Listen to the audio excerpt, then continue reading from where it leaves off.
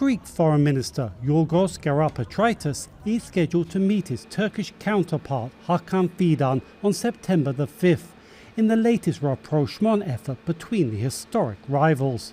Analysts say Greek Prime Minister Kyriakos Mitsotakis' landslide election victory in June is allowing him to pursue his long-term goal of rapprochement.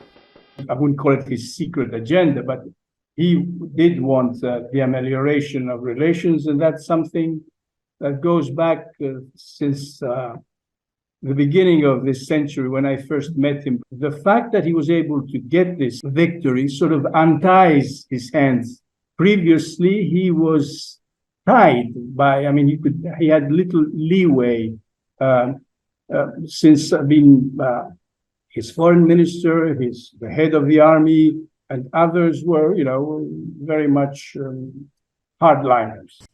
Mitsotakis used his mandate to replace Foreign Minister Nikos Dendeas. Turkish President Recep Tayyip Erdogan, after his re-election in May, also replaced his foreign minister with Fidan, widely regarded as a skilled diplomat. Some analysts say, with elections behind him, the Turkish president is in a position to tone down his nationalist rhetoric, which is popular with his electoral base, and be receptive to Greek overtures. The new government, of course, will be much more cooperative.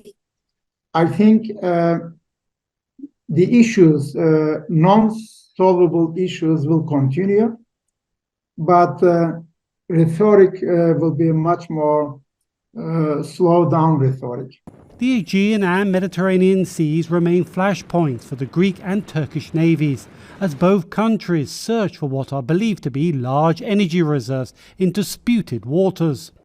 At the same time, the island of Cyprus, divided between Greek and Turkish Cypriot communities, continues to be a potential point of tension. Analysts say an improvement in bilateral ties could remove an obstacle to the sale of American military jets to Turkey. The sale has been delayed in part over Washington's concern about tensions between the two NATO allies. But given the history of failed attempts, observers question how long the efforts by Turkey and Greece to improve ties will last. You see these wonderful pictures coming out. Everybody's smiling, nice photo op. I think in 3 months, 6 months, we'll see who's, if people are going to go back to their baseline. It's like in a horrible marriage. There's a little honeymoon period, and then everybody goes back to who they really are. Hopeful signs include Greek and Turkish leaders' decisions to refrain from angry rhetoric after incidents like the recent flare-up of tensions in Cyprus over the construction of a road in contested territory, and the announcement of new Turkish drilling for energy sources in the Mediterranean. Mitsotakis and Erdogan are expected to meet on the sidelines of the United Nations General Assembly in October. Analysts say the two leaders aim to hold a summit later this year in Greece. Dorian Jones for VOA News, Istanbul.